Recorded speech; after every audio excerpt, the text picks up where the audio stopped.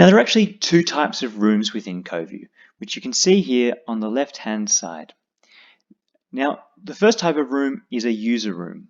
Now, user rooms are specific to the clinician, so as you add more team members, each of them will receive their own user room. You may have seen my user room in earlier videos. The second sort of room is just above the user rooms here, and it's called meeting rooms.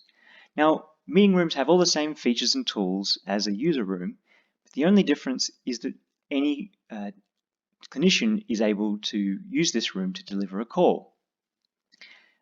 So in the starter plan, there's one sort of meeting room, and that's reception. And you might use reception as an overflow room. So instead of sending a patient directly to the clinician's user room, you might first send them to reception to take a payment or fill out a form. In the professional plan, we've added another sort of meeting room called team meeting, where you can host meetings with your colleagues with up to 4 people in that call.